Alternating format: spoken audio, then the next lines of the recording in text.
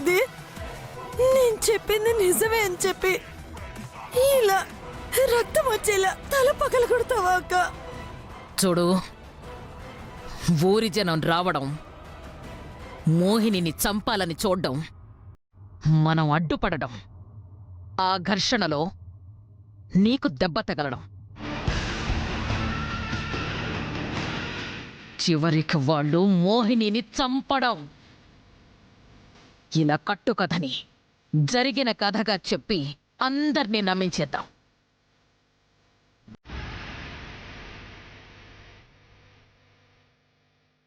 Already ఊరి జనం వల్లే మోహినికి ప్రమాదం జరిగింది అనే భ్రమలో ఉన్నాడు వాసు. మనల్ని కొంచెం కూడా అనుమానించడు. అది మనకు చాలా ప్లస్సు. ఇది కూడా ఊరి జనమే చేశారు అనుకుంటాడు. రే జయరాం, అమ్మా, ఆ మోహిని పడుకునుందో లేదో చూసిరా. అలాగే అమ్మా.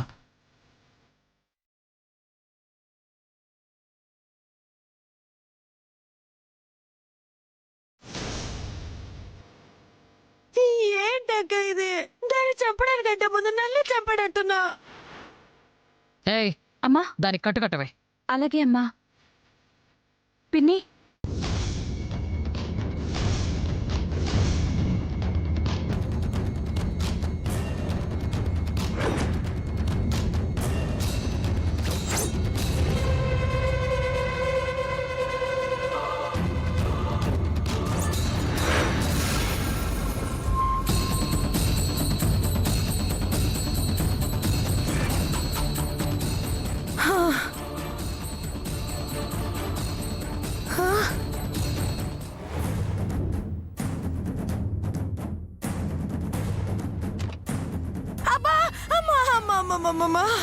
ఎంకి పెళ్లి శుభ సావుకు వచ్చింది అన్నట్టు దాని సావు నా సావుకు వచ్చిందిరా దేవుడా.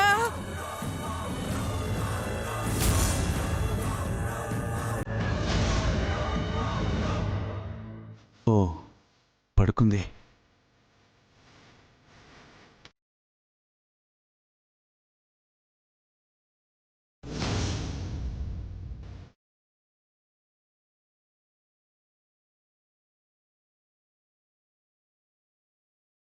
అమ్మా, అది పడుకునే ఉందమ్మా.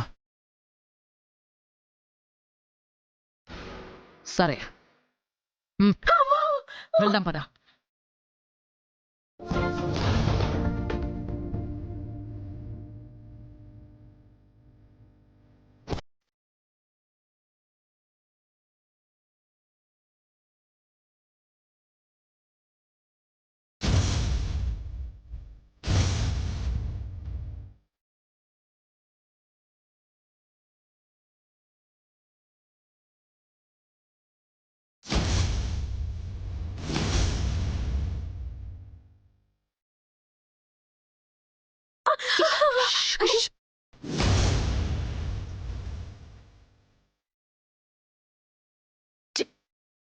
ఇదిగో.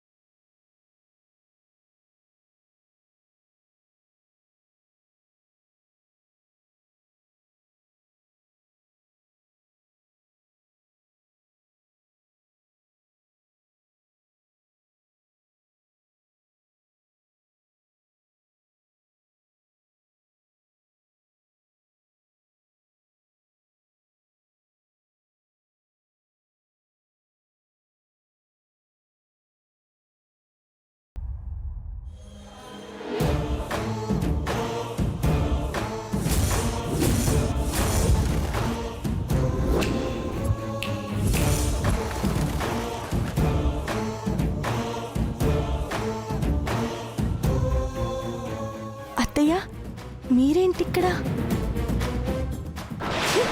నిన్ను చంపడానికే. కిల్లుడు గారు! అత్తయ్య, అత్తయ్య వదలండి.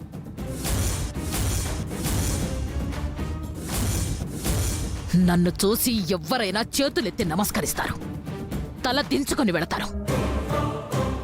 కానీ నువ్వు మాత్రం నాకు ఎదురు తిరిగి నా అహం మీద దెబ్బ కొట్టావు. అప్పుడే నీ మీద కోపాన్ని పెంచుకున్నాను. అయినా మనిద్దరం జీవితంలో మళ్ళీ కలుసుకోకూడదని అనుకున్నాను. కానీ వాసు పెళ్లి మూలంగా నువ్వు నా జీవితంలోకి మళ్ళీ వస్తావనుకోలేదు. అసలు ఒక అనాథ పిల్లని నా కోడలిగా చేసుకుని దాన్ని నా గుప్పెట్లో పెట్టుకుందాం అనుకున్నాను. కానీ నా ఇంటి కోడలిగా నువ్వొస్తావని అస్సలు ఊహించలేదు. నువ్వని తెలిసాక వాసుని నిన్ను వేరు చెయ్యాలనుకున్నాను.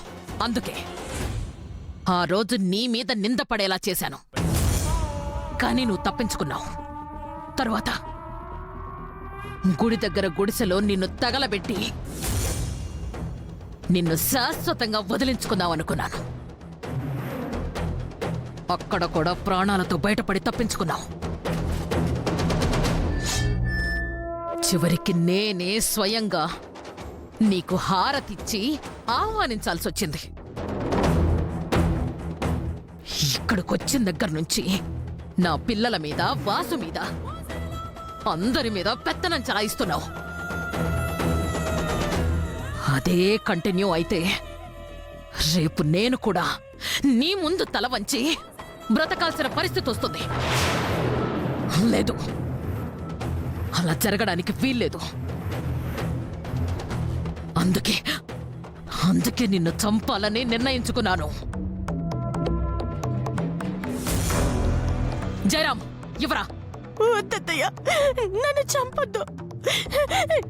నేను లేకుండా వాసు బతకలేరు. వాడు బ్రతకడం నాకు ఇష్టం లేదే. నీ తర్వాత వాణ్ణి కూడా పైకి పంపిస్తాను. అక్కడ ఇద్దరూ సంతోషంగా ఆనందంగా బ్రతికేయండి. జయరాం. అలాగే అమ్మా. వద్దయ్యా.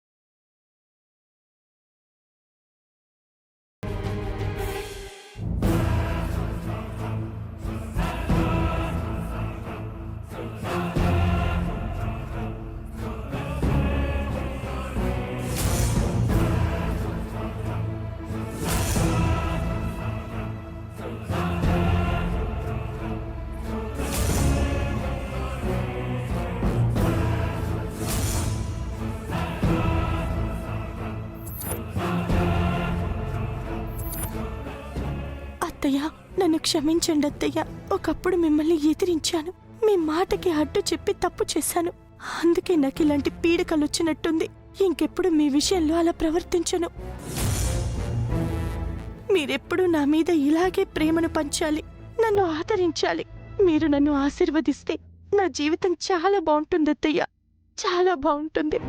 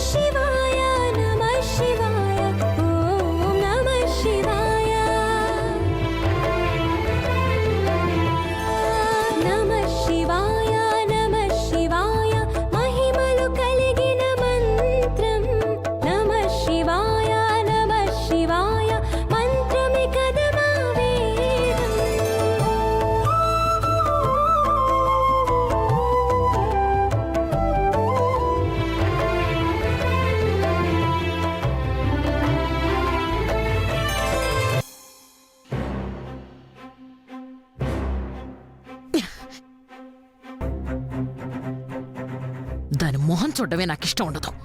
ఇప్పుడు దాని గొంతు కూడా వినాల్సి వస్తుంది. ఇంద్రాణి, ఇంద్రాణి,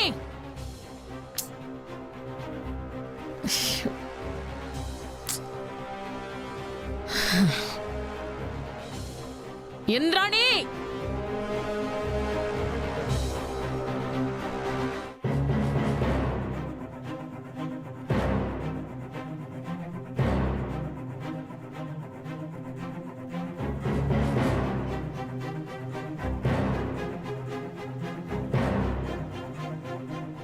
ఓ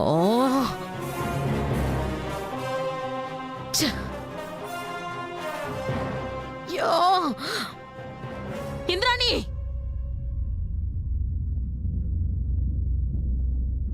ఏంటక్క పిలిచావు? పిలవలేదు, అరిచాను. అయినా నువ్వేంటక్క? సూర్యుడు బారెడు పొద్దెక్కదాకా లేవు, అలాంటిది ఇంత తొందరగా లేచావేంటి? నేనెక్కడ లేచానే?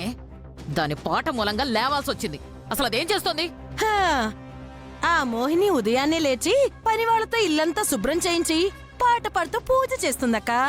ఆ పూజ ఫలితంగా ఇంట్లో పాపాలన్నీ పోయి పుణ్యాలన్నీ వచ్చేస్తాయట.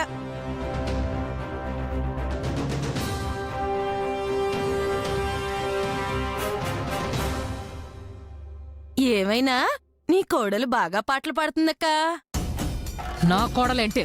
హ, అంటే ఇప్పుడు ఆ స్థానంలోనే ఇక్కడుంది కదక్క, అందుకనే అలా అన్నానన్నమాట.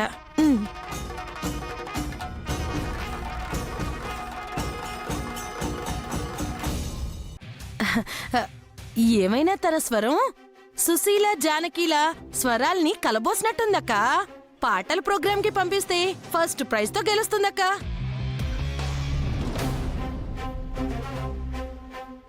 ఏంటే రోజు నన్ను పొగిడేదానివి, ఇప్పుడు దాన్ని పొగుడుతున్నావేంటి? పొగడతలేదక్క, బాగా పాడుతుంది అని చెప్తున్నానంతే. భజన్ చాలు గాని వెళ్ళి కాఫీ తీసుకురా. అలాగే అక్క.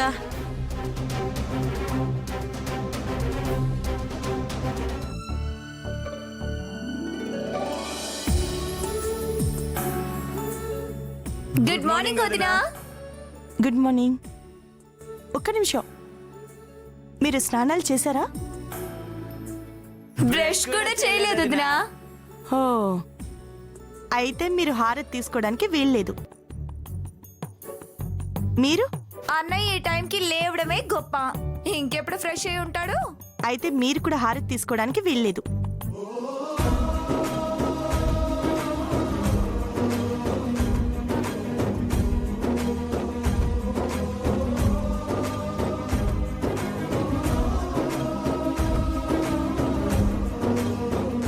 మోహిని, నువ్వు చెప్పినట్టుగానే ఫ్రెష్ అయ్యాకే హారతి తీసుకుంటాం.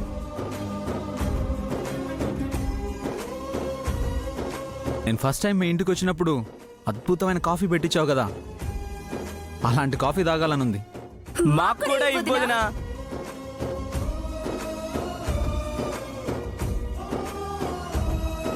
మీ ముగ్గురు బ్రష్ చేసుకుని వస్తే గానీ బెడ్ కాఫీ ఇవ్వను. వదినా, అసలు బెడ్ కాఫీ అంటేనే బ్రష్ చేయకుండా తాగాలి.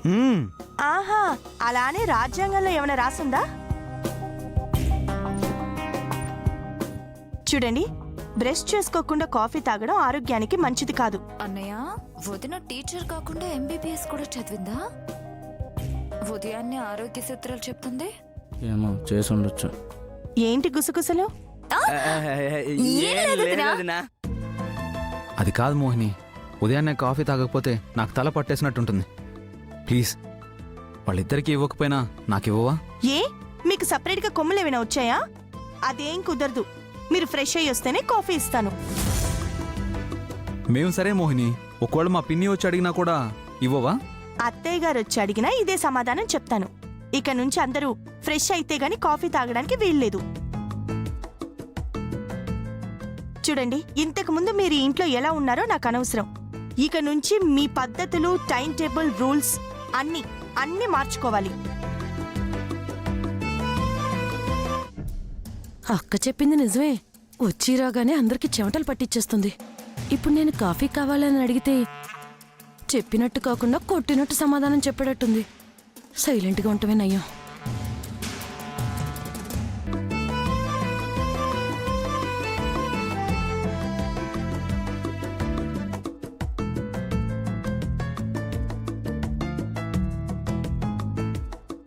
ఎక్కడికి? మా ఆయనకి కాఫీ కావాలంటే చేద్దామని వెళ్తున్నాం. అసలు మొహం కడుక్కోకుండా వంటగదిలోకి వెళ్ళడానికే నేను ఇష్టపడను. అలాంటిది బ్రష్ నోట్లో పెట్టుకుని వంటగదిలోకి వెళ్ళడం ఏంటి?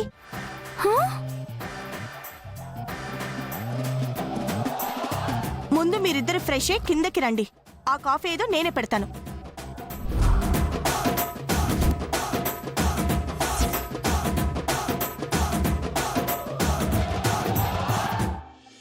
ఏంటి, మీ ముగ్గురు ఇంకా ఇక్కడే ఉన్నారు? 8 గంటలు దాటాక టిఫిన్ చేయడం ఆరోగ్యానికి మంచిది కాదు. అన్నయ్య, 8 అవడానికి ఇంకో అరగంట మాత్రమే టైం ఉంది. ఈ లోపల మనం ఫ్రెష్ అవ్వాలి.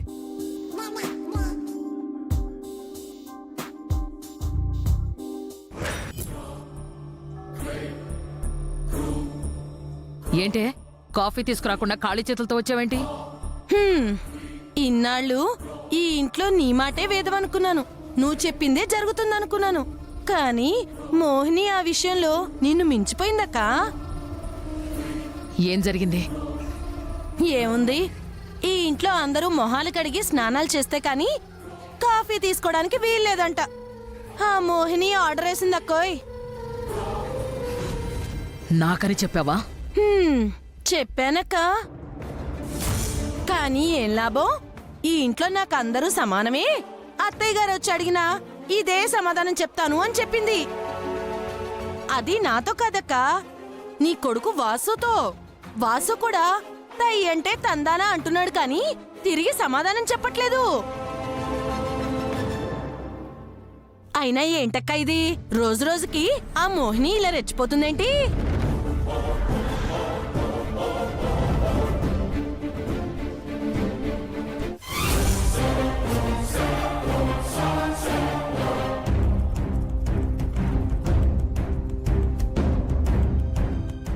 ఆరిపోయే దీపానికి వెలుగెక్కువ కదా, అందుకే అదిలా ఎగిసి ఎగిసి పడుతోంది.